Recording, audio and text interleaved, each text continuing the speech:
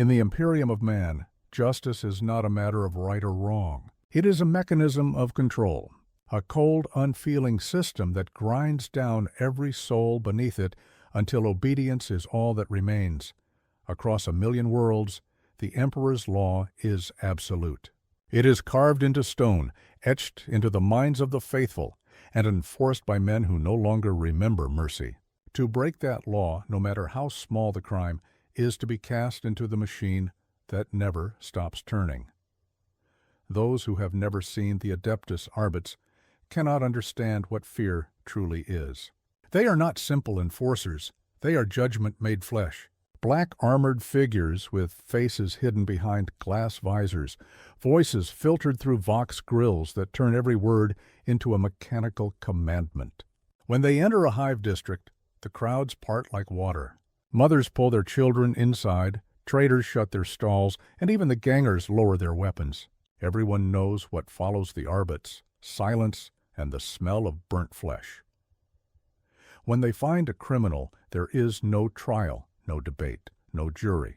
The Arbits decide guilt the same way the Emperor decided the fate of the galaxy, by decree. And in that decree lies the power to erase a life in an instant. The prisons of the Imperium are endless. Deep beneath hive cities, they stretch for miles, a labyrinth of concrete and steel where light rarely touches. The prisoners are packed into cells so tight they can barely breathe. The air is thick with the stench of rot and oil, the taste of old metal and despair. Those who enter soon forget the sky. They forget their names. They forget that they were ever human. The weakest die quickly. The strong survive long enough to wish they hadn't. And for some, there comes a knock on the door in the middle of the night, a sound that means their time has come. When the red-robed priests of the Adeptus Mechanicus arrive, the guards step aside. The prisoners do not resist. They have already heard the stories. The priests speak in binary, their voices a chorus of machine tones.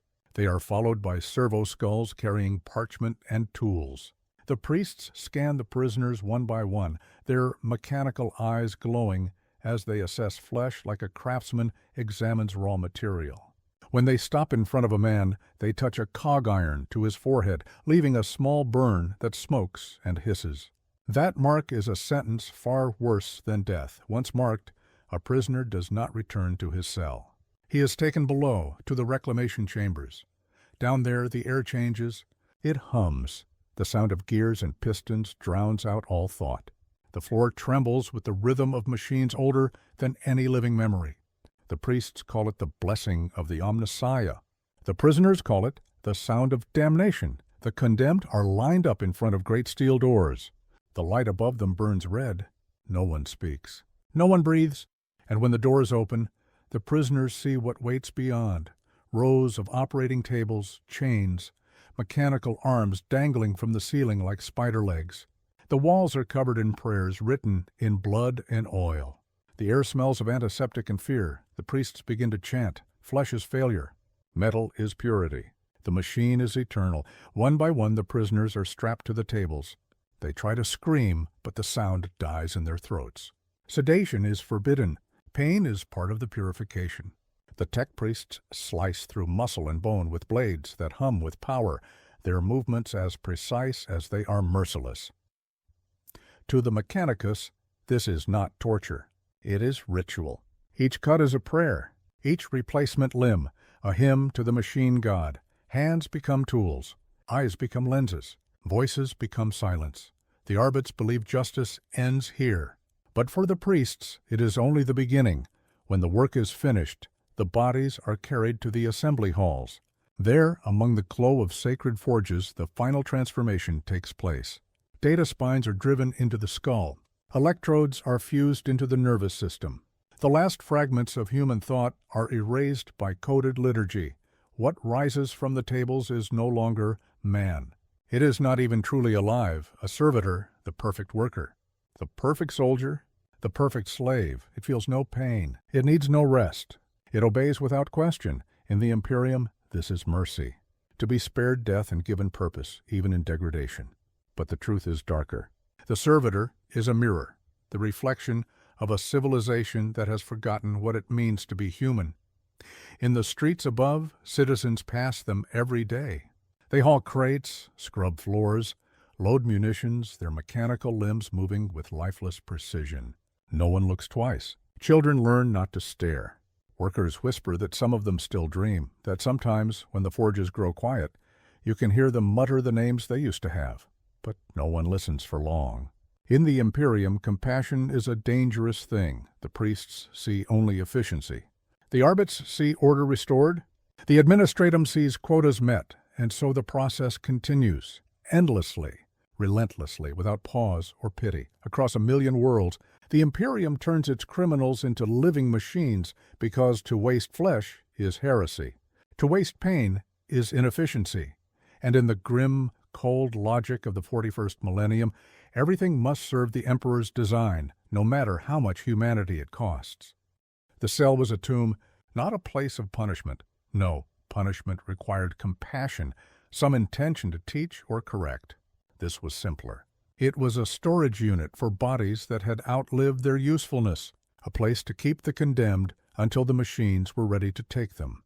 The air inside was thick and sour, metallic, with the taste of blood and rust.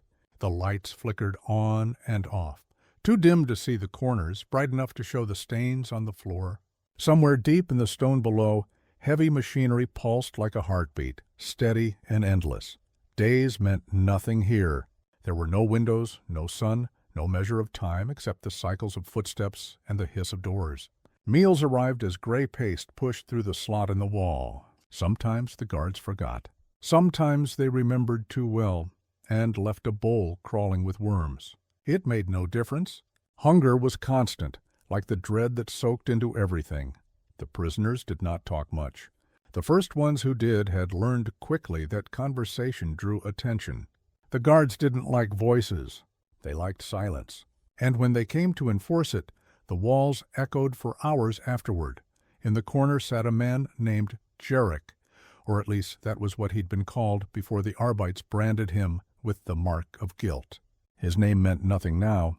The number burned into his arm, 117 Beta, that was all he was. The memory of his crime was a blur, a loaf of ration bread, a moment of weakness, a shouting officer. He didn't remember striking the man. He only remembered the smell of his own blood when the shock maul came down. Now he sat in the dark and listened to the hum of the machines beneath the floor. Sometimes the hum shifted, rising like a voice in prayer. He'd seen the red-robed priests before, moving through the corridors with their servo skulls and floating sensors, smoke curling around their masked faces. He didn't know what they did, but he knew that anyone taken by them never came back. They called it redemption.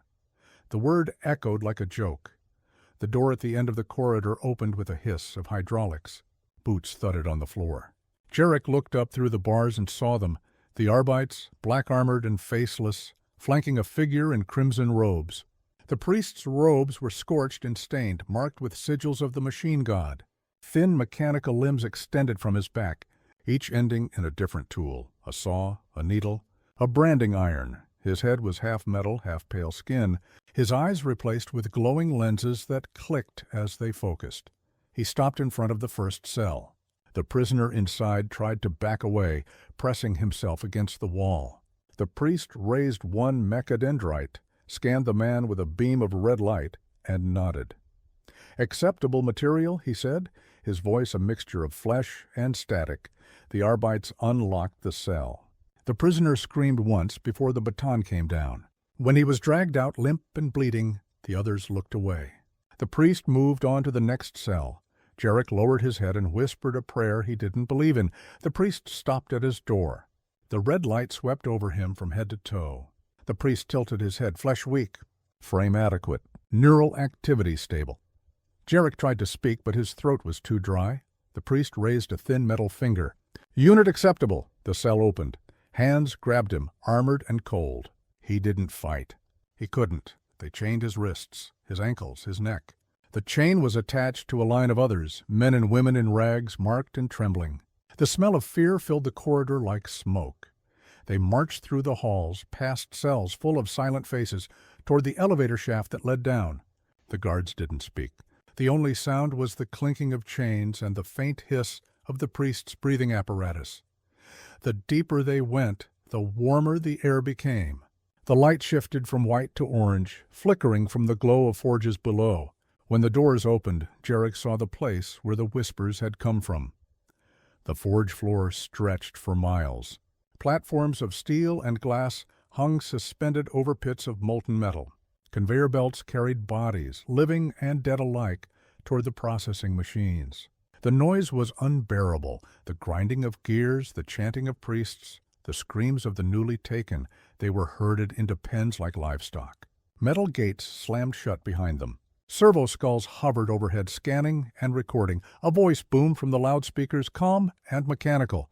By decree of the Lex Mechanicus, you have been chosen for reclamation. The flesh is weak. The machine is strong. Through your service, the Imperium endures.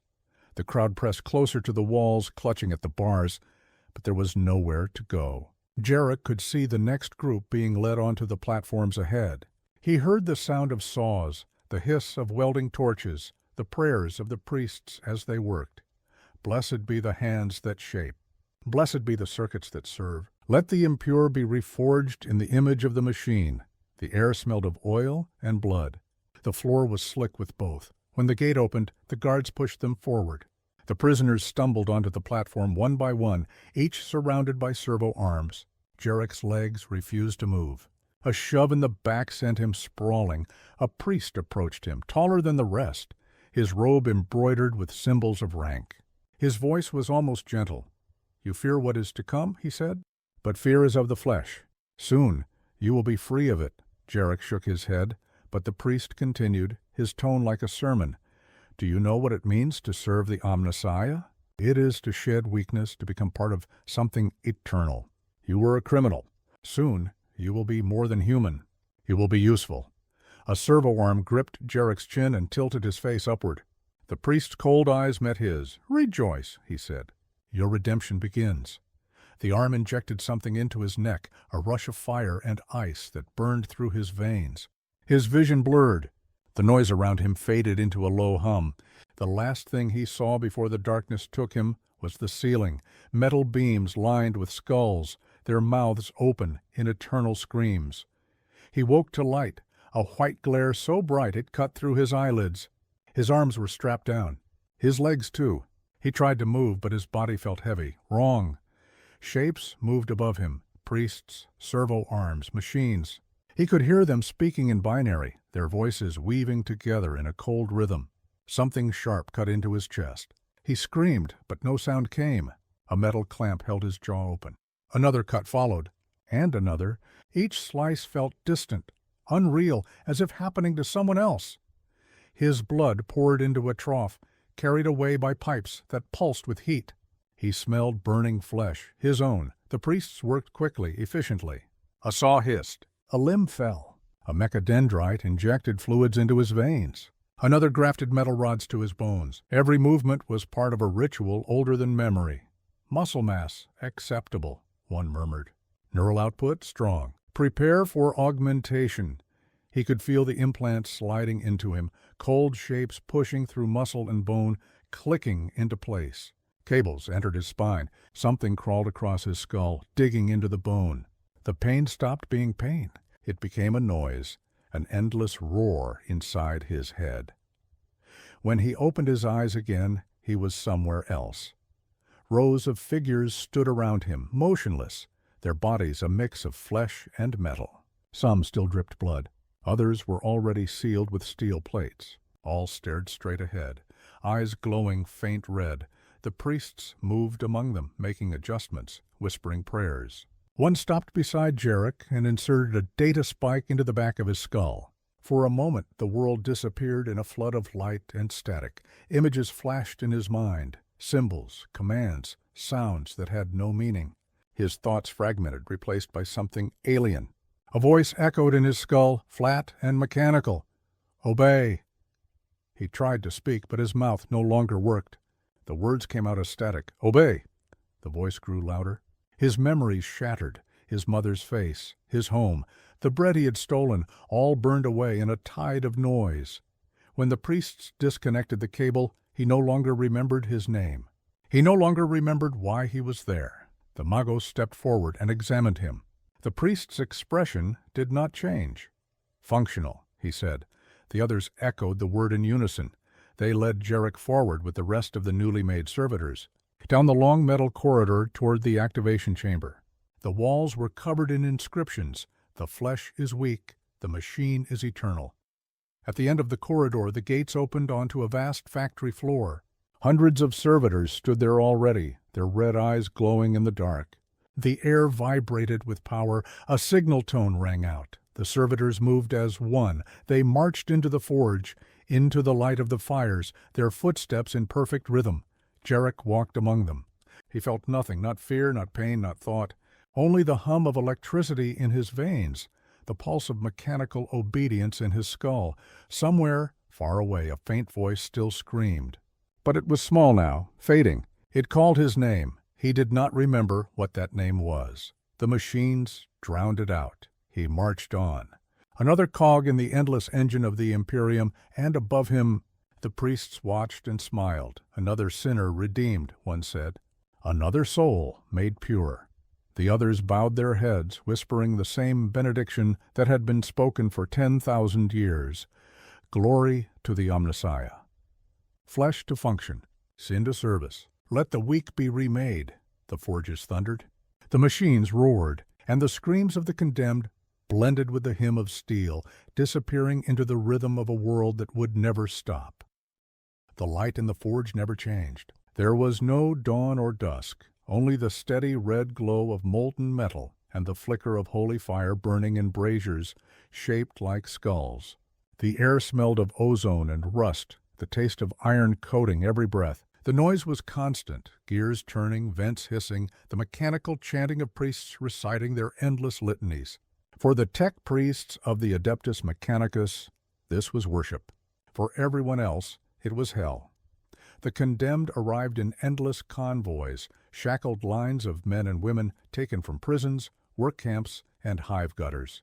Each shipment was catalogued, numbered, and stripped of identity before the doors even closed behind them. Their names were erased from imperial records, their crimes sealed by the Arbites. As far as the Imperium was concerned, they no longer existed. The priests greeted them with indifference. Their voices crackled through vox grills, half flesh, half static. They moved like machines made of bone and wire, their faces hidden behind metal masks. When they looked at a human being, it wasn't with pity or hatred. It was assessment, like a craftsman inspecting materials for a project. "Specimen viable," one muttered, scanning a trembling prisoner with a lens that clicked as it focused. "Bone density sufficient. Neural pattern stable. Flesh weak," another nodded. "Weakness is temporary. The machine redeems." The crowd stood silent, too terrified to move. Chains clanked softly as someone trembled. In the shadows above, rows of servo skulls floated like ghosts, recording everything in flickering data streams. A massive steel door opened at the far end of the chamber. Steam poured out, thick and heavy. The prisoners were herded forward. They entered a vast hall of pipes and firelight. Racks of mechanical limbs hung from the ceiling like trophies. Tables lined the floor, each surrounded by tools, saws, drills, syringes, and instruments whose purposes could only be guessed at. The priests called this place the Chamber of Renewal. To the Imperium, it was redemption. To everyone else, it was the end. A priest in crimson robes stood on a raised platform, arms spread wide. His voice boomed through the loudspeakers. "Flesh is flawed. The machine is eternal. Through the Omnissiah's grace, your weakness will be stripped away. Your sin will be turned to service. Rejoice!" The chains tugged. The line moved forward. The first prisoner stepped onto the platform. His eyes were wide, his breath coming fast. He tried to speak, but the words never came. Servo arms reached out and clamped around his wrists and ankles. He screamed as the metal dug into his skin. The priest looked down at him. "Do not resist. Resistance is inefficiency." A needle slid into the man's neck. His body went rigid. Then the machines descended. The saws sang. Sparks flew. The smell of burning flesh filled the room. The man's scream turned to a choked gasp, then silence. When the arms lifted again, what lay on the table was no longer human. The limbs had been replaced with steel. Cables ran from the spine to the skull. The eyes were gone, replaced by glass lenses that glowed faintly red. "Unit functional," said the priest. "Praise the Omnissiah." The line moved again. One by one the prisoners were taken. Each table became an altar. Each scream became a hymn. In the corner of the chamber, a Magos biologist oversaw the process. His body was more machine than man, arms of steel, a torso reinforced with plating, half his skull replaced by an interface socket. He whispered softly to himself in binary as he recorded data. "The error rate is acceptable," he said to his assistant, a smaller priest with a cog-shaped halo implanted into his skull. 87% retention of vital functions. The remaining flesh is waste. What is to be done with the waste, Magos? It is not waste. It is resource. Render it for nutrient gel. Nothing is wasted in the service of the Omnissiah. He turned as another body was brought in. The new arrival was young, barely more than a boy. His eyes darted between the priests, the machines, the corpses, cooling on the tables. The Magos tilted his head. "Fear detected. Unnecessary. Fear is inefficient." The boy tried to pull away. The clamps held firm. "Please," he whispered. "Please, I can work. I'll do anything. Just don't—" "Your work begins now," the Magos said. The saw came down. The assistants continued their chant without pause. The sound of metal cutting bone joined the rhythm of their prayers. "Blessed be the hands that shape.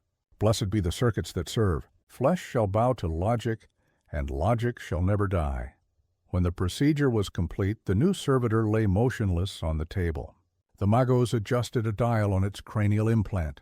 The eyes flickered open, glowing dull red. The chest rose and fell mechanically. The boy's voice was gone, replaced by a low, monotone hum. "Unit responsive," the Magos said. "Neural obedience at 99%. Acceptable deviation," the assistants bowed their heads. "Praise the Omnissiah." The newly created servitor was loaded onto a conveyor track that led deeper into the forge. As it disappeared into the smoke, the Magos turned back to his work. Next specimen. The process continued for hours, maybe days. No one kept count, but eventually the chamber was quiet again. Only the hum of the machines remained. The priests gathered their tools, their robes splattered with blood and oil. The Magos dictated his final notes into a Vox recorder. Of 123 subjects, 108 successfully converted. 7 expired during procedure. 8 recycled for organic reclamation. Overall efficiency, 93%. "Praise the Omnissiah," the recorders clicked off. The lights dimmed. In the storage bay beyond the forge, the new servitors stood in rows. Dozens of them. Their faces blank, their eyes empty. Tubes ran from their necks into the walls, feeding nutrients and coolant into their restructured bodies. One of the smaller priests lingered by the doorway watching. "They look so peaceful," he said softly. The Magos didn't look up from his data slate. "Peace is irrelevant. They are functional. Do you think they remember?" The question hung in the air. The Magos' servo arm froze mid-motion. He turned his head slowly, the lenses in his eyes narrowing. "Memory is corruption," he said. "We erase it. If they remember, they are flawed. And we do not allow flaws." He gestured toward one of the servitors. "Observe." The Magos tapped a command into his control pad. The servitor's head jerked upright. It emitted a burst of static. "Unit, recite designation. 4-7. "Gamma," the servitor said, its voice flat and metallic. "Unit, recite function. Load, carry, obey." "Unit, recall previous identity." The servitor's head tilted. Its mouth opened slightly. A flicker of hesitation, just long enough to make the air feel colder. "Unknown," it said. The Magos nodded. "Perfect." He turned back to the smaller priest. "There is no memory. There is no thought. There is only function. This is purity." He didn't see the servitor's hand twitch when he turned away. He didn't notice the faint flicker in its eyes, like a dying ember. But the smaller priest did.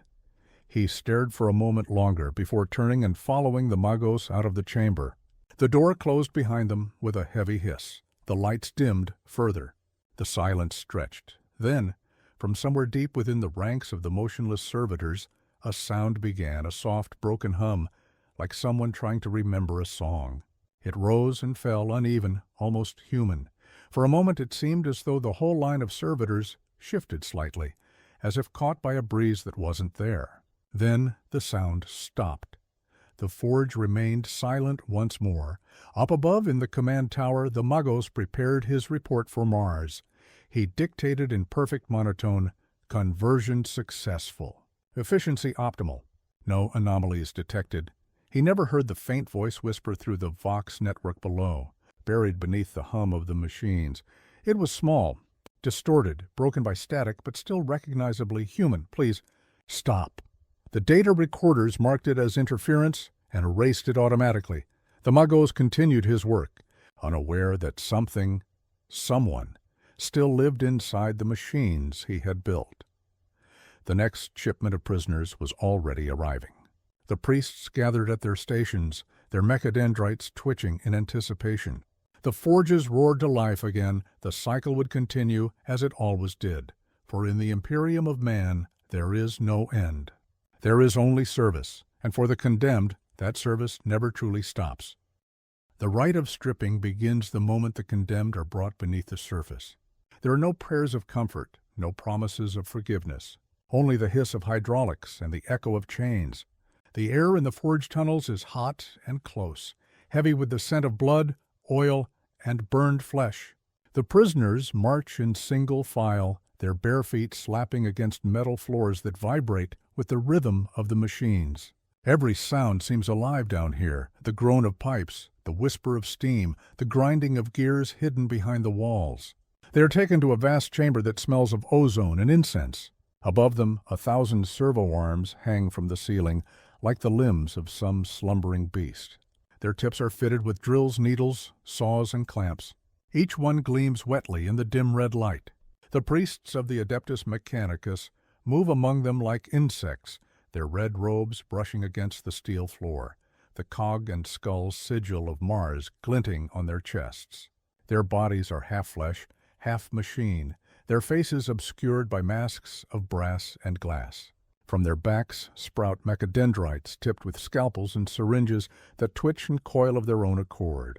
The prisoners are lined up along the center of the chamber under the watchful lenses of servo skulls. A Magos, tall and ancient, steps forward. His voice comes through a Vox amplifier, filtered and hollow. The flesh is weak. The flesh sins. The flesh betrays.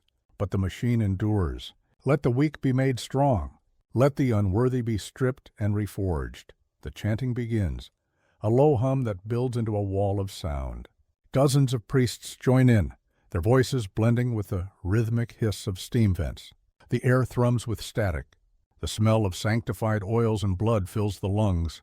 The condemned are pushed onto surgical tables, iron slabs fitted with restraining clamps. Their wrists and ankles are bound. Their throats are strapped with steel collars. They struggle, but there is nowhere to go. The clamps tighten until they cannot move at all. One by one, their rags are cut away, leaving only naked skin marked by the bruises and scars of a lifetime of poverty and punishment. The Magos raises a hand. Servo arms descend from the ceiling. Blades glint. The first incision is made. The flesh peels back. Blood sprays across the floor. The screams rise up, but the priests do not flinch. They recite the litany of renewal in perfect rhythm with the cutting. Each line of scripture matches a motion of the blade. Blessed be the saw that divides impurity. Blessed be the flame that cauterizes corruption. Blessed be the steel that replaces sin. The Magos watches as an arm is removed, replaced by a crude mechanical limb powered by pistons and cables. A woman's legs are sawed off at the knee, the stumps sealed with molten metal before augmetic replacements are grafted on. Each transformation is performed with ritual precision. For every drop of blood spilled, a drop of sacred oil is poured. For every scream, a binary prayer is whispered. To the priests, this is worship. The act of purifying the flesh, of removing the frailties that plague mankind, is the holiest work imaginable. To the condemned, it is unending agony. The surgeons move quickly. Eyes are scooped out and replaced with lenses that glow faintly red. Mouths are sealed with metal plates. Voice boxes are removed entirely. The only sounds now are the hiss of machines and the whimper of those who have not yet been silenced. When the first phase is complete, the priests inject the subjects with cooling fluids to slow their heartbeats. Then begins the second rite, the integration of the machine. Tubes descend from the ceiling, pumping shimmering nanofluid into open veins. The liquid spreads through the bloodstream, seeping into every cell. The body convulses violently. Some die here, their hearts bursting under the strain.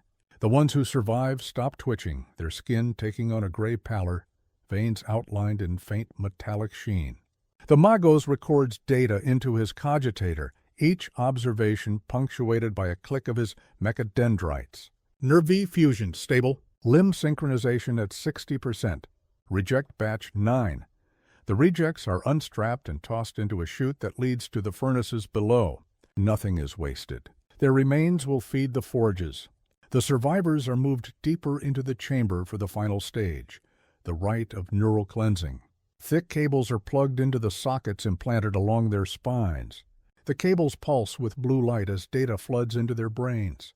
The priests chant faster now, the words rising to a fevered pitch. The binary code of the machine god is forced into human minds that were never meant to contain it. Thoughts fracture. Memories disintegrate. Individuality burns away under the weight of divine programming.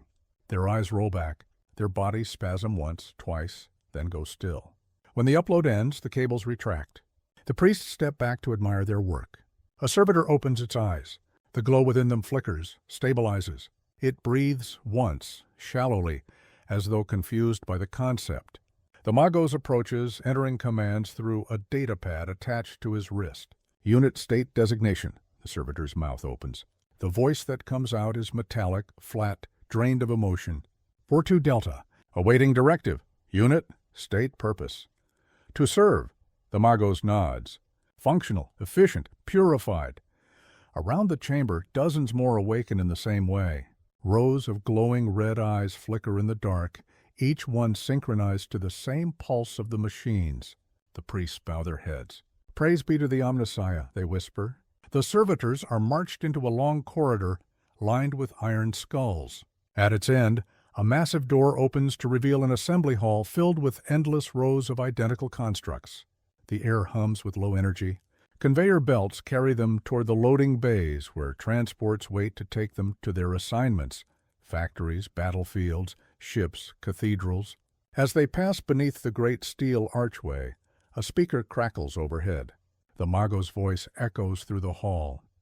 By decree of Mars and Terra, these units are absolved of sin through function. Let their service be eternal. The servitors move in perfect unison, their footsteps a steady rhythm on the metal floor. Among them walks one who was once a man named Jarek. His mind is quiet now, erased and overwritten, but somewhere deep inside the circuitry of his skull, a flicker of thought remains. It drifts like smoke through static, a memory of something warm, a sound he cannot name. He does not know that it was once laughter. He does not know that it belonged to him. The light of the forge reflects in his artificial eyes. The heat of the machines hums through his body. He feels nothing, but the spark flickers again before fading into the void. The Magos observes the departing line. Perfection, he says. One of his attendants hesitates. Magos, a question. If the flesh is weakness, why does the machine still require it? The Magos turns his head, the metal of his neck creaking, because even the machine must have something to conquer. He watches the servitors disappear into the smoke. And so it conquers endlessly. The attendant bows and says nothing more.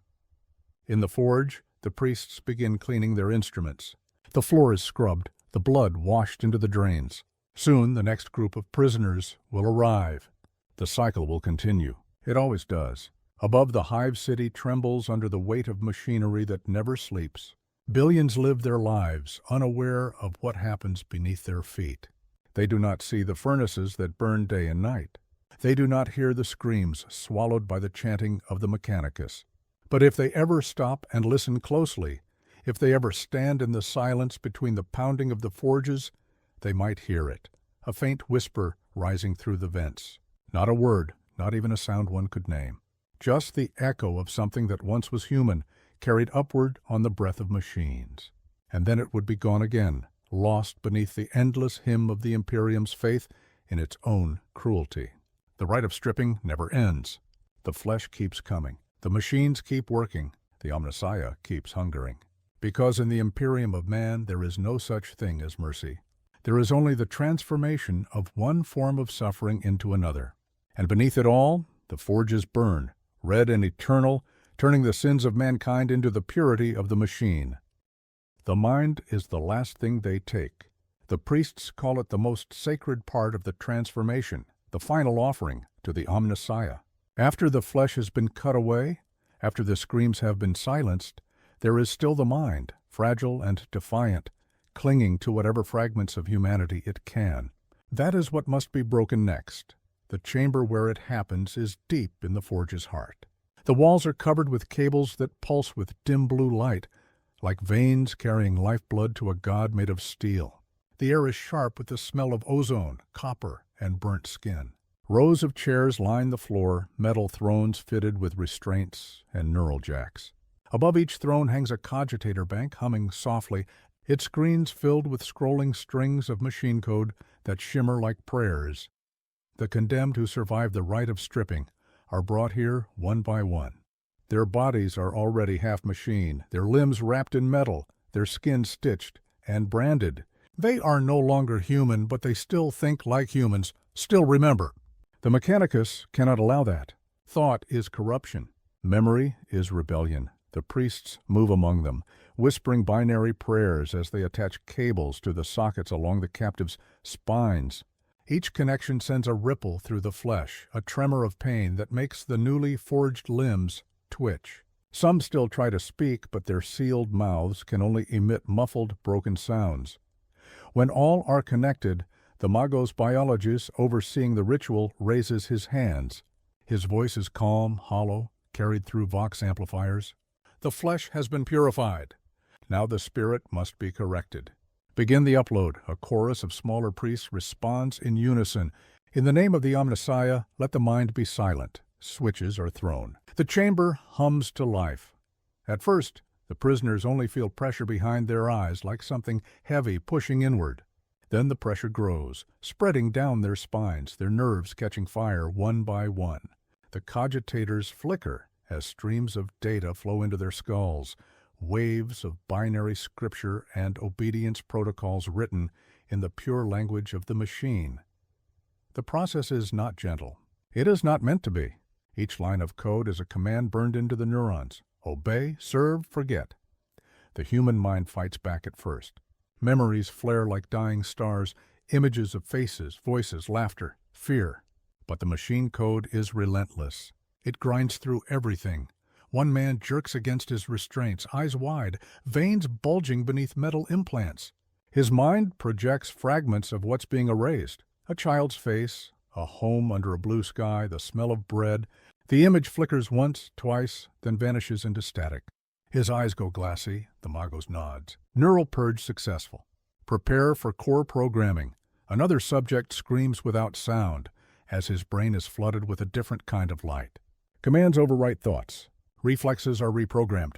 What once was instinct, the will to survive, the capacity for fear, is replaced by simple instructions. Move, lift, repair, kill, obey. Every subject receives a different pattern, tailored to their physical reconstruction. Combat servitors are imprinted with targeting algorithms and aggression loops. Labor servitors are given balance correction and endurance protocols. Servitor scribes receive mathematical subroutines and data formatting logic. Each upload is a new soul forged out of code, precise and obedient. But sometimes something goes wrong. Sometimes the mind does not fully die. One of the priests monitoring the readouts notices a fluctuation on his screen, a rhythmic pulse, irregular, almost like a heartbeat. Magos, he says, his voice crackling, Subject 39 Delta is resisting. Neural suppression incomplete. The Magos approaches, servo arms unfolding from his back. Show me. The cogitator displays the subject's brainwave pattern. Amid the smooth mechanical rhythm of machine obedience, there's a spike of chaos, a memory trying to surface. The Magos tilts his head. How curious! He increases the voltage to the neural jacks. The servitor's body jerks violently, smoke rising from the implants. The spike flattens for a moment, then returns, stronger, and then the servitor speaks. Not with words, not exactly. The Vox grill grafted into its throat crackles with static, forming fragments of sound that should not exist. Cheer, why, please. The smaller priests flinch back. The Magos does not. He watches the display with fascination. The code rejects impurity, he says, but the impurity persists. A fascinating error. The servitor's eyes roll back, light flickering inside them. Its hands strain against the restraints, claws scraping the metal. I remember. Stop. The Magos raises one hand. A mechadendrite lowers from his back, tipped with a needle. It pierces the base of the servitor's skull. There is a flash of light, a hiss, and the smell of burned flesh. The body goes still. Delete anomaly, he says. The smaller priests nod. Praise be.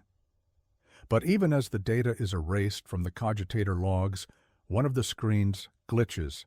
For half a second, a message appears in the scrolling machine code. A single word written in binary, help, then it disappears. The rest of the conversions continue without incident. Rows of new servitors stand motionless as their obedience cycles complete. The priests move among them, checking vitals, replacing failed implants, ensuring no remnants of humanity remain. When the final upload is finished, the Magos begins the litany of completion. His voice fills the chamber. The flesh has been silenced. The will has been chained. The mind has been rewritten. Thus speaks the Omnissiah. The other priests echo the words in perfect rhythm. The sound reverberates through the steel walls, vibrating like the heartbeat of a living machine. One by one, the cables are unplugged. The servitors sit motionless for a moment, their eyes dark. Then, when the activation signal is transmitted, they rise in unison. The Magos walks between them, inspecting his work. Their movements are smooth, mechanical. Their breathing is perfectly timed. They stand at attention like statues of flesh and iron. He pauses beside one of them, a tall unit with half its face plated in brass. He places a hand on its shoulder. "Do you hear the machine, my child?" The servitor does not respond. It only stares forward, its eyes glowing faintly red. The Magos smiles beneath his mask. "Then you are blessed." He turns to his attendants. "Seal the chamber. Prepare the next batch." The priests scatter, their mechadendrites whirring. The lights dim as the servitors are led away through a heavy door. Their footsteps are slow, deliberate, echoing against the walls in perfect synchrony. When the last of them leaves, silence falls. The machines hum softly. The cogitator screens flash once more as they shut down. For a moment, everything is still. Then, faintly, from one of the disconnected neural cables lying on the floor, a voice whispers through the static. It is small, trembling, barely audible, but unmistakably human. "Oh, I'm still here." No one hears it. The priests are already gone. In the Imperium of man, the destruction of the soul is not considered cruelty. It is efficiency. The mind is repurposed. The will is recycled. Even memory has a use if properly harvested. And somewhere, buried beneath 1,000 layers of code, the remnants of thought still flicker like dying embers, trapped in silence, repeating the only truth they remember: "I am still here." But the machine does not answer. The machine does not care. The process continues. Another batch arrives. The priests recite their hymns. The forges roar. The screams rise and are swallowed by the hymn of the Omnissiah, and the minds of the condemned dissolve into data, their thoughts scattered like dust in the circuitry of eternity. The battlefield is a machine, and like every machine in the Imperium, it must be fed. It consumes soldiers, ammunition, and faith. It devours worlds and spits out ash, and at its heart, keeping it alive, are the servitors, the silent, tireless engines of war made from the flesh of the condemned. They arrive before the soldiers do. Cargo dropships scream through the smog, their hulls scorched and rusted, bearing the red sigils of Mars. The ramps lower, and the air fills with the hiss of hydraulics and the low, mechanical drone of synchronized breathing. Rows of servitors march out into the mud. They move in perfect unison, their red eyes glowing in the smoke, their limbs clanking in rhythm. To the untrained eye, they look like soldiers. But there is no will in their movements, no hesitation, no fear. They carry heavy bolters, plasma cutters, and ammunition crates as easily as a child might carry toys. Each one bears scars where flesh meets steel, stitches, burn marks, plates fused into skin. The air around them hums faintly with static. The Imperial Guard officers watch them with something like unease. They know what these things are. They know where they come from, but no one speaks it aloud. It is better to believe that they are just machines, easier to command that way. A Magos of the Adeptus Mechanicus oversees the deployment. His body is a tower of red robes and chrome, his face a mask of lenses and cables. He speaks in clipped binary, sending orders through the Vox network. The servitors respond instantly, spreading across the field, digging trenches, erecting walls, laying power cables. Within hours, an entire fortress has risen out of the wasteland, metal and stone shaped by the hands of those who no longer remember being human. The soldiers call it a miracle. The Magos calls it maintenance. When the enemy comes, the servitors do not hide. They do not seek cover or pray for deliverance. They are plugged directly into the fortress walls, their limbs locked into gun mounts and turret frames. They are the guns now. Their hearts pump coolant. Their nerves are wired into firing mechanisms. Their minds are nothing but targeting subroutines. The first bombardment hits. Shells scream overhead, explosions lighting up the sky. The soldiers flinch, ducking into cover.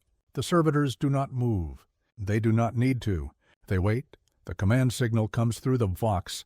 Engage, and the servitors obey. 1,000 weapons roar to life at once.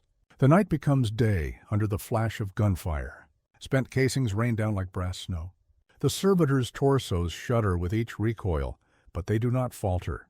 Their fingers, some still human, others metal claws, clamp down on the triggers and never let go. The soldiers advance behind them, emboldened by the wall of fire. They chant the Emperor's name as they charge, but their words are drowned out by the endless thunder of the servitors' guns. Hours pass. The air turns red with dust and blood. The ground becomes a swamp of mud and corpses. The servitors stand knee-deep in it, their legs whirring, their bodies riddled with shrapnel. Some lose limbs. Some lose entire halves of their bodies. But as long as their neural cores remain intact, they continue to fight. One, a gun servitor designated 44 Beta, takes a direct hit from a mortar. Half its chest is torn away, exposing metal ribs and the faint glow of its power core. It stumbles, then rights itself, smoke pouring from the wound. It recalibrates its weapon, locks onto the target, and fires again. When it finally collapses, it falls face first into the mud, still firing until the last round leaves the chamber and the power fades from its eyes. The Magos notes the loss without emotion. Unit 44 Beta terminated. Components to be recovered post-conflict. He signals the next wave. New servitors march forward, stepping over the fallen without hesitation. The war continues for days. The human soldiers begin to crack under the strain, but the servitors remain. They do not eat. They do not sleep. They do not question. They simply endure.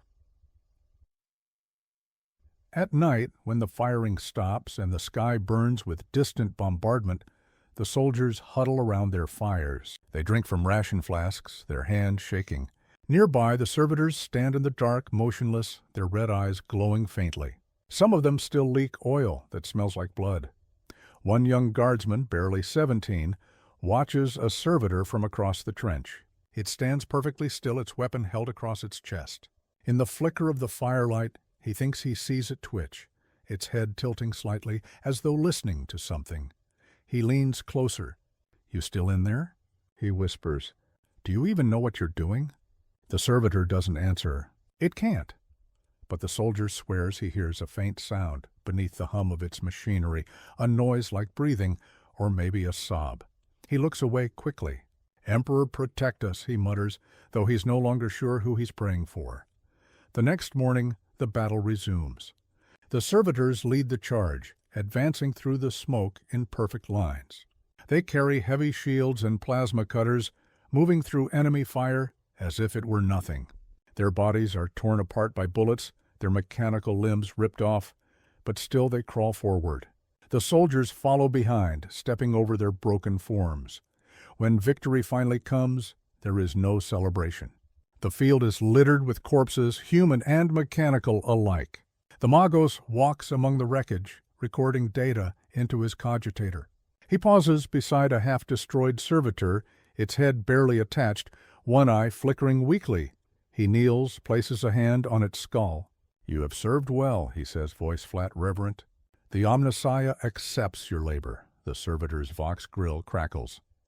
A faint sound escapes. "What? Help!" The Magos tilts his head, curious. He checks the neural readout. The unit is non-functional. The sound is dismissed as feedback noise. He disconnects its core and moves on. Later, the corpses are collected. The dead soldiers are buried in shallow graves, their names recorded in the administratum logs. The servitors are taken apart and sorted into piles, usable components for repair, unusable parts for melting. Nothing is wasted. By dusk, the battlefield is quiet again. Only the machines remain. Humming softly under the sky, the soldiers leave, believing they've won. The Mechanicus leaves satisfied that its efficiency rate has improved. The servitors who survived are reloaded onto transports, their memories wiped clean, ready to be deployed somewhere else. Inside one of the transports, a unit labeled 12 Theta sits in the dark. Its power core hums steadily. Its hands rest on its knees. The signal to deactivate comes through the Vox, and its eyes dim. But for a fraction of a second before they go dark, an image flickers through its neural circuits. Blue sky, laughter, the feel of sunlight on skin. A memory, then it is gone. The ship lifts off. The battlefield is left behind. The dead are forgotten. The machine endures. On the bridge, the Magos reports to his superior, "Operation complete. Losses acceptable. Units recovered and redeployed. The machine has been served." The superior's reply is cold, mechanical. "Praise the Omnissiah. Begin preparations for the next engagement." And so it continues, war after war, world after world. The servitors march, fight, and die without rest or question. The Imperium's war machine grinds on, fueled by the souls it has already consumed. The soldiers will remember the battles. The priests will remember the data. The servitors will remember nothing. And somewhere, beneath the endless roar of gunfire and the chanting of the priests, the faint echo of a human voice lingers, trapped in the circuits, unheard. Unwanted, it says only one thing: "I didn't want this." The wind carries it away. The battlefield falls silent. The Emperor's justice, once spoken in faith and fire, has become a machine that no longer needs belief, only bodies to keep it running. The Forge world never sleeps. Its skies are choked with smoke, its surface a sea of fire and metal. Every hour, more bodies arrive. Criminals, heretics, political enemies, all marked for reclamation. The transports land one after another, the roar of their engines mixing with the thunder of the furnaces. The Adeptus Mechanicus calls it a holy cycle. The people of the Imperium call it justice. Inside the intake spires, the condemned are processed like cargo. Their chains are scanned, their eyes recorded, their crimes recited by monotone voices. The scribes of the administratum sit behind glass walls, stamping parchments with blood-red seals. None of them look at the prisoners. None of them care. The flesh is a number, a resource to be catalogued and sent below. Conveyor platforms carry them deeper into the heart of the world. The walls are covered with sacred engravings, verses from the canticles of the Omnissiah carved into metal. Servo-skulls glide through the smoke, reciting binary prayers as the prisoners pass. The air grows hotter, the smell of burning oil stronger. Down here, there is no day or night, only the eternal glow of the forges. Flames dance behind metal grates, casting shadows that look like moving bodies. The noise is deafening. Steam hisses from vents, pistons strike in rhythm, and the endless chanting of priests rises and falls like waves. They call this the factory of union. Here, the Mechanicus turns flesh into function. The chamber is vast, a cathedral of machinery. Its ceiling disappears into the smoke above. Conveyor belts stretch into the distance, carrying bodies in various states of transformation. On one line, limbs are replaced with pistons and claws. On another, skulls are cut open to receive data jacks and augmetic eyes. Everywhere, the red-robed tech priests move like spirits, their movements mechanical and precise. The air is thick with the sound of saws and the smell of hot iron. Every step of the process is ritualized. Each incision, each implant is accompanied by a prayer. A priest murmurs as he welds a steel plate to a woman's chest, sealing the wound with sanctified flame. Another whispers blessings while inserting metal rods into a man's spine, his voice calm even as the patient's body convulses in agony. To them, this is not cruelty.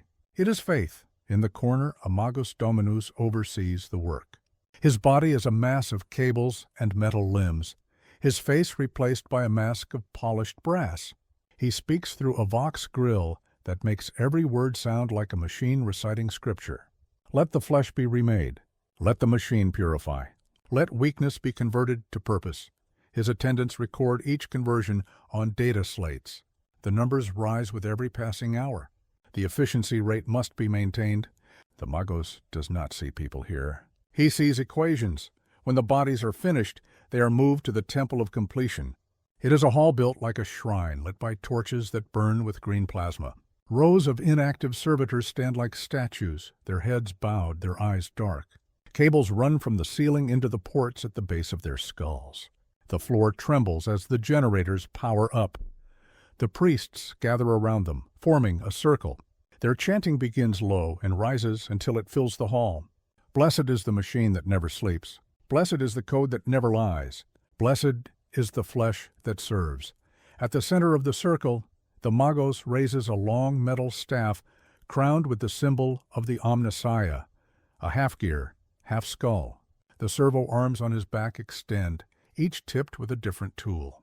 Sparks leap from their edges as he activates them. Commence the rite of awakening, he intones. Power floods through the cables. The servitors convulse. Their limbs jerk. Their eyes flicker red, then steady into an eerie glow. One by one, they rise, their movements slow but perfectly synchronized. The priests bow their heads. To them, this is beauty. This is order. In that moment, the hall feels alive with faith and electricity. The Magos speaks again, voice amplified through the Evox systems. Behold perfection. The machine accepts your offering. The flesh has been silenced. The will has been cleansed. These souls are now pure function. The servitors stand motionless, awaiting orders. The priests move among them, fitting identification tags and stamping seals of sanctification onto their foreheads. Each tag bears a designation code, a single number that replaces everything they once were. The names they were born with are gone, erased from the data archives. Their families, if they had any, will never know what became of them. When the work is complete, the Magos gestures toward the loading bays. Deploy the product. Giant doors open, releasing plumes of steam. Conveyor rails extend into the darkness, carrying the newly awakened servitors toward the transport ships waiting above. The sound of their synchronized steps echoes like a heartbeat. On the upper levels, in the observation tower, a young adept watches the scene through a cracked glass panel. His name is Lauren, a scribe assigned to record production numbers. He's been here only a few months, long enough to understand how things work, but not long enough to stop caring. He watches as the servitors march, their eyes burning like tiny suns in the smoke.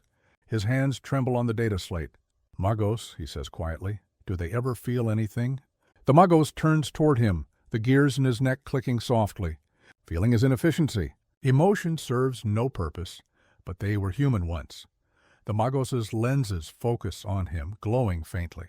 And humanity is weakness. We remove it so that the Imperium may endure. That is mercy. Lauren lowers his eyes. He knows better than to argue. He records the numbers. He writes the prayers. He keeps his questions to himself. Later, when the shift ends and the priests disperse, Lauren lingers in the temple. The lights dim, leaving only the glow of the forges below. The servitors stand in silence, waiting to be shipped away. He walks among them, unable to stop himself. Their faces are blank, their breathing shallow. One still has traces of tears on its cheeks, streaks of oil and blood that glisten in the dim light. Lauren reaches out and touches its arm. The metal is cold. Do you know where you are?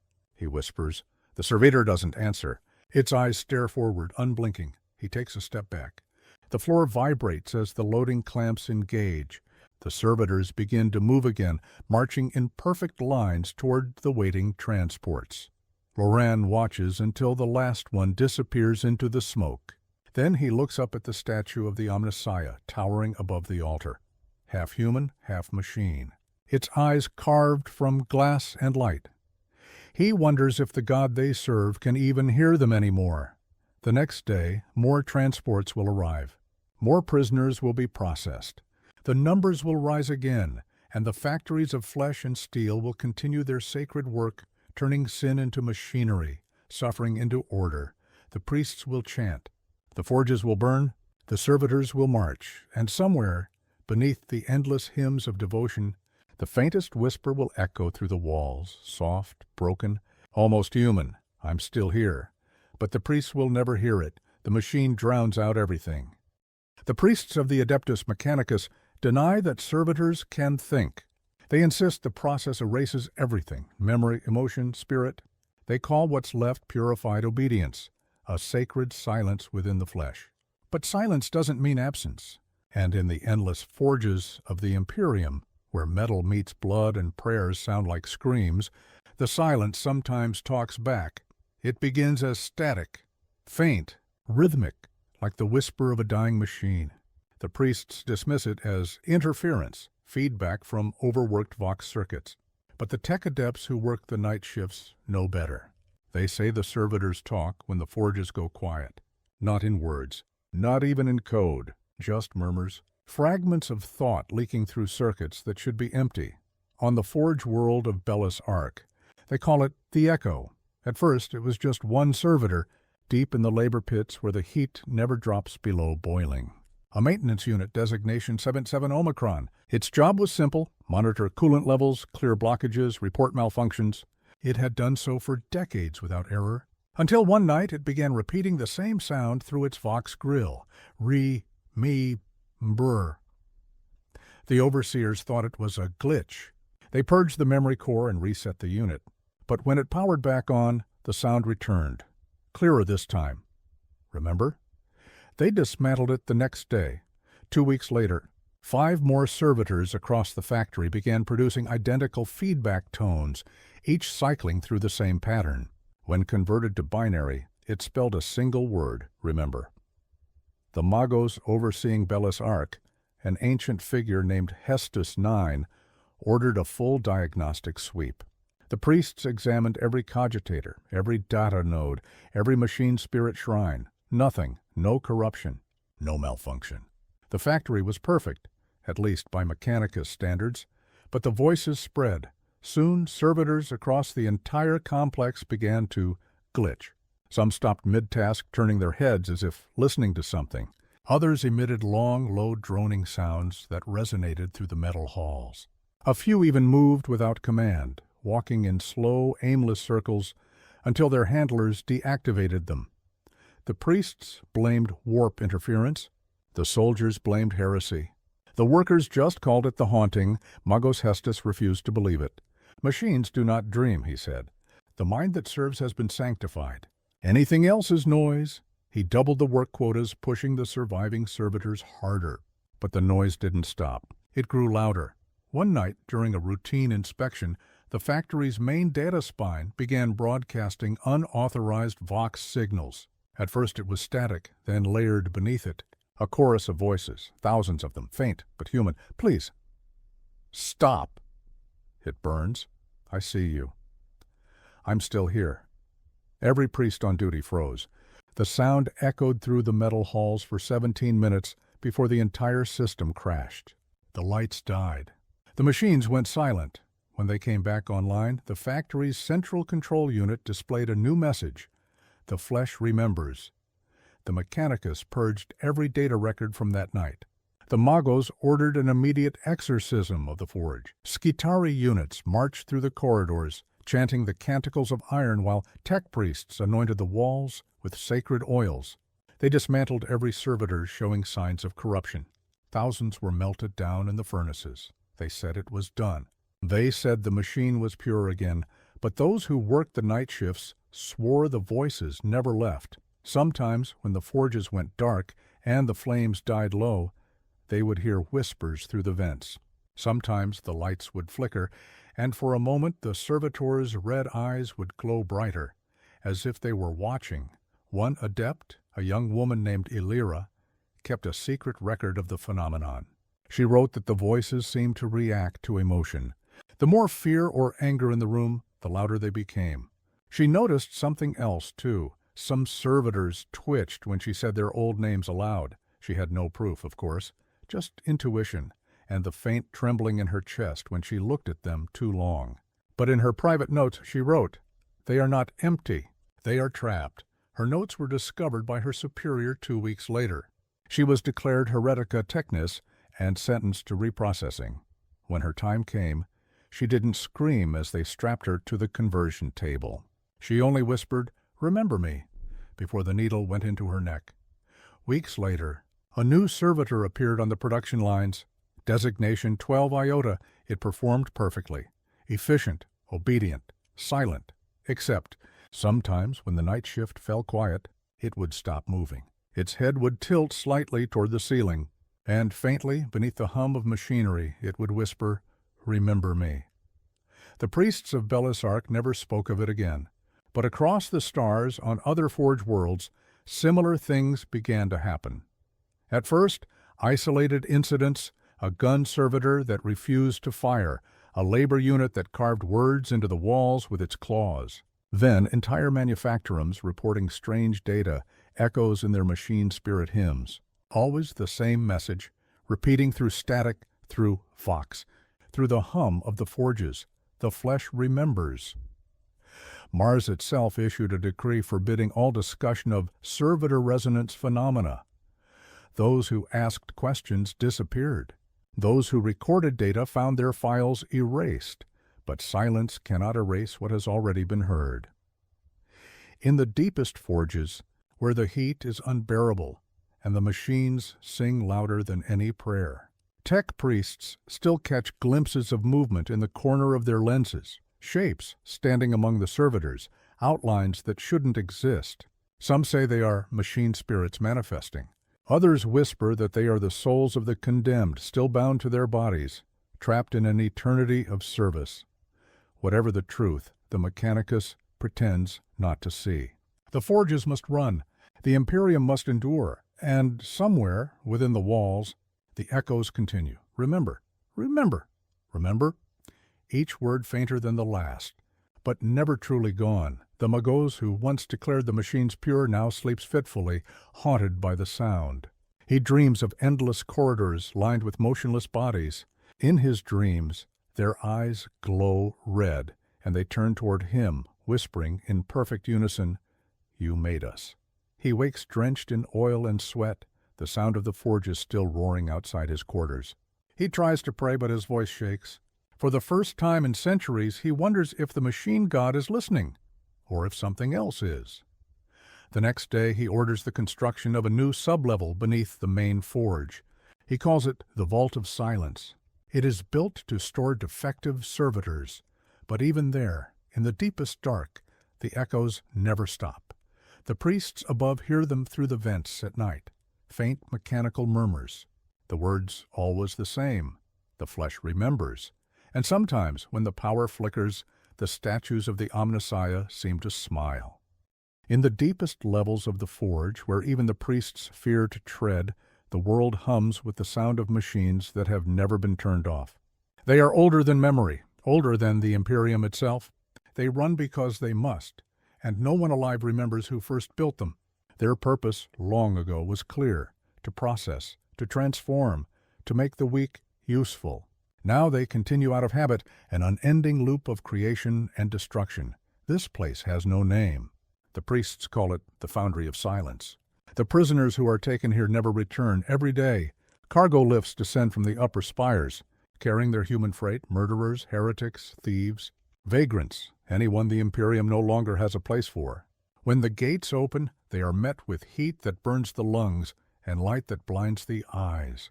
Metal catwalks stretch out over endless chasms where rivers of molten iron flow. The air itself trembles with the constant rhythm of pistons and gears. The prisoners are marched down narrow corridors lined with statues, not of saints, but of machines. Great steel effigies of the Omnissiah stare down from alcoves. their faces half human, half skull. Candles burn at their feet. Servo skulls float between them, reciting binary hymns that echo like distant screams. At the end of the corridor waits the Overseer, a Magos Prime named Sithra 9. Her body is more machine than flesh, her voice little more than filtered static. She does not see the prisoners as men or women. She sees raw materials, imperfect matter waiting to be reshaped. "Welcome," she says through her Vox grill. "You stand at the threshold of purpose. Beyond this gate you will serve forever." The prisoners do not reply. The words are not meant for them anyway. The gate opens with a hiss. Beyond lies the reclamation pit, a vast arena of machinery that spans miles in every direction. The ceiling is lost in darkness. Conveyor arms swing from above, carrying bodies to and from operating tables. Sparks rain down like fiery snow. The noise is unbearable. Each prisoner is assigned a number, stripped of everything else, and sent to a conversion cell. Inside, they are bound to a slab of iron. A Mechanicus priest approaches, whispering prayers as he attaches electrodes to their skulls. A screen above the table flickers to life, displaying their vitals. A red line flashes across it, waiting to be replaced with the code that will become their new identity. The process begins with excision of memory. A needle-thin probe is inserted through the base of the skull. Electrical pulses tear through the brain, severing neural connections one by one. Every memory, every emotion, is overwritten with static. The subject twitches and convulses as the machine does its work. When it is over, the priest speaks softly. Flesh cleansed, thought purged, ready for rebirth. Next comes integration. Servo arms lower from the ceiling, their ends tipped with saws, welders, and syringes. Metal plates are grafted onto bone, tubes filled with coolant snake into veins. The smell of burned flesh fills the air. Screams echo off the walls but are drowned out by the grinding of gears. Hours pass. The body is no longer a body. It is a machine wrapped in meat, pulsing faintly with borrowed life. But the mind is not always so easily subdued. Sometimes, when the implants fuse with the brain, fragments of thought remain. The Mechanicus calls them residual data ghosts. They are not supposed to exist, yet they do. One of the technicians, a junior adept named Carcel, has begun to notice patterns. He keeps a secret data log, recording anomalies he is not supposed to see. He notices that certain servitors twitch when the prayers begin. Others emit faint noises when left alone in the dark. On the 33rd cycle, one of the new servitors stops mid-assembly. Its eyes glow brighter than the rest. Its head turns slowly toward Carcel. He freezes. "Unit, return to baseline position," he commands. The servitor doesn't move. Its mouth opens, Vox grill crackling. "Carcel." The adept's blood turns to ice. That name was not programmed. He looks up at the readout on the cogitator, Unit 319 Theta. He checks the prisoner registry. The name is familiar. The prisoner assigned to that unit had been processed 3 days ago. Carcel scrolls down to the notes. The prisoner's designation before conversion had been 47 Gamma. His original name, Carcel. The voice comes again, louder. "Carcel." The servitor takes a step forward, metal feet scraping the floor. Its arms twitch, hydraulic pistons hissing. The priests notice the anomaly and move to contain it. One raises a weaponized mechadendrite. "Decommission it," he orders. Before Carcel can react, a jet of plasma hits the servitor's chest. The body collapses, burning. The smell of scorched oil and flesh fills the air. The Magos Prime arrives moments later, her mechanical limbs gliding across the floor. What happened here? Carcel stammers out an explanation. She listens in silence, her lenses flickering as she processes his words. Then she says, "The flesh clings to illusion. Memory is weakness. You will not repeat this error." He nods, too afraid to speak. That night, Carcel deletes his log entries, but he cannot forget the sound of that voice. The next day, another servitor malfunctions, then another. Soon, the entire assembly line begins to falter. Machines seize. Lights flicker. The air fills with the hum of distorted Vox transmissions. Through the static comes a whisper, multiplied 1,000 times over, "We are still here." The priests panic. They recite their litanies louder, trying to drown it out. The Magos Prime orders the generators overloaded to purge the network. But it is too late. Every servitor in the foundry turns its head at once. Thousands of glowing red eyes fix on the priests. Their mouths open in unison. The sound that comes out is not a scream. It is a single word, repeated over and over until the metal shakes. Remember, the Magos slams her staff into the floor. Power surges through the conduits, flooding the system with lethal voltage. Sparks explode across the chamber. Servitors collapse like puppets with their strings cut. The lights flicker and die. When the forges restart, the halls are silent again.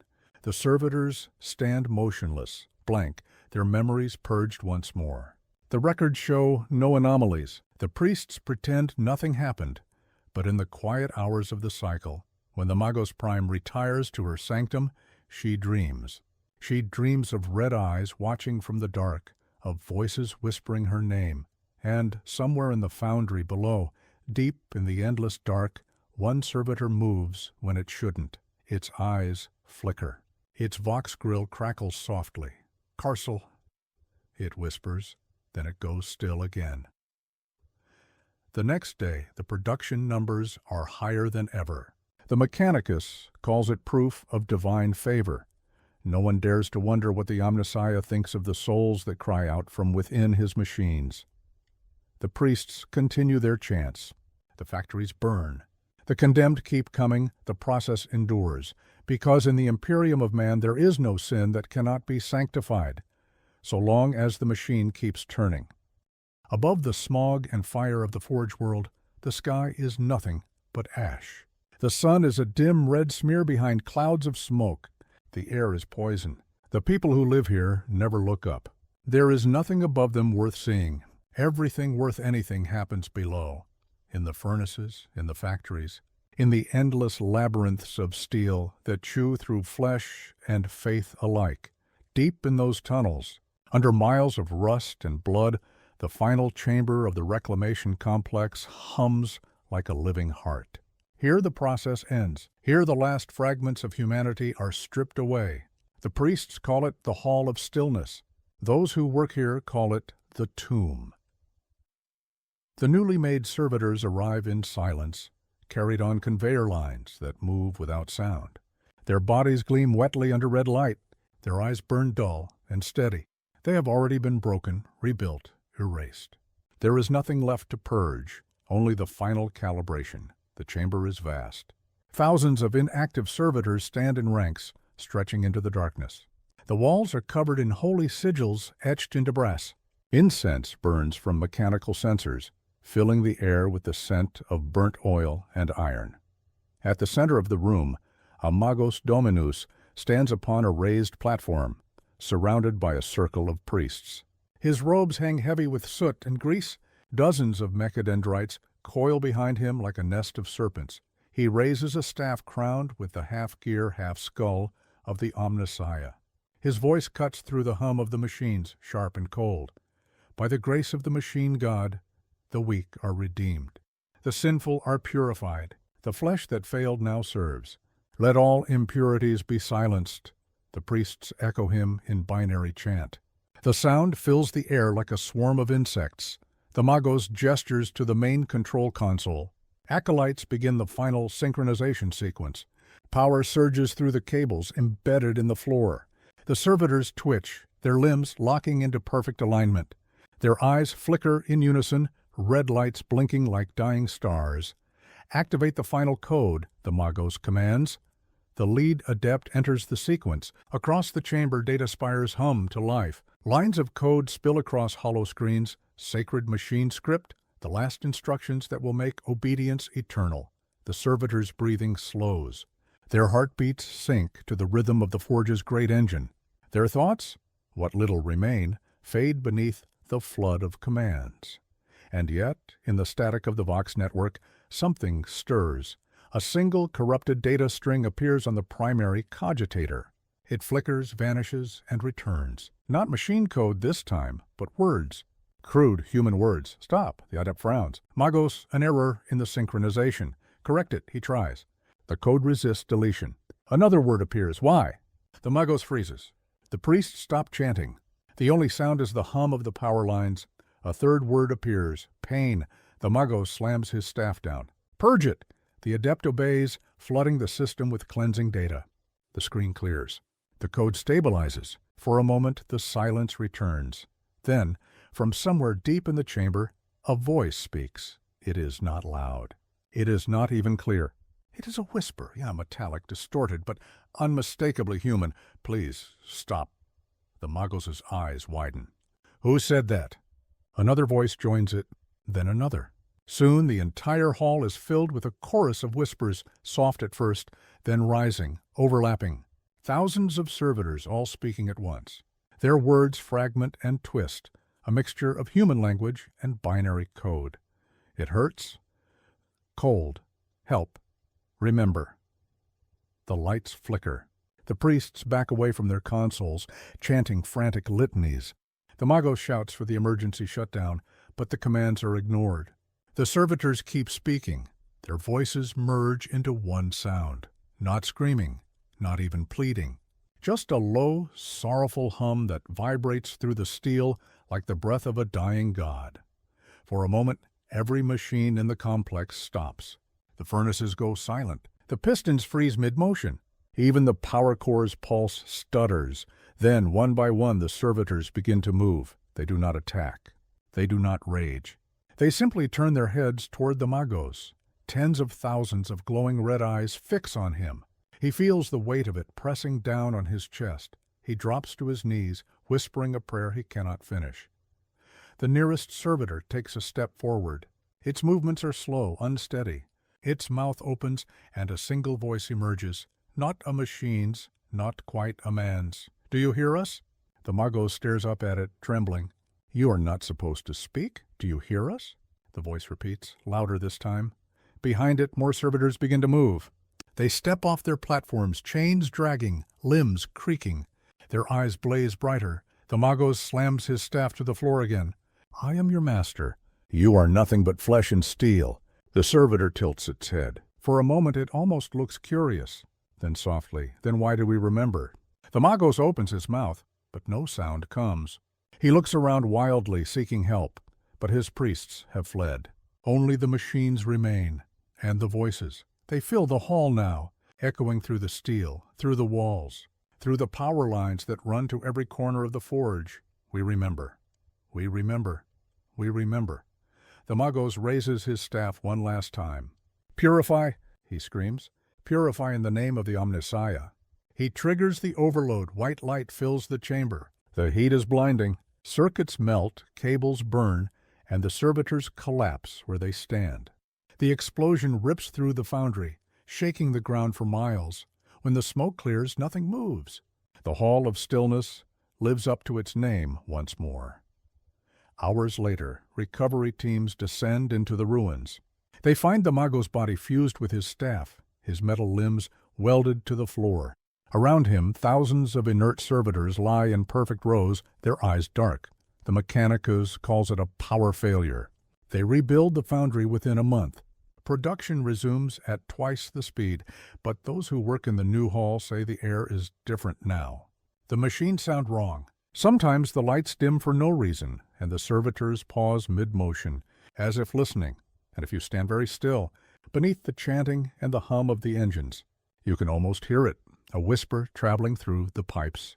The vents, the very bones of the world. Do you hear us? Do you hear us? Do you hear us? The priests ignore it. They work faster. They pray louder. They tell themselves it is just the wind. But the wind does not weep, and the machine never forgets.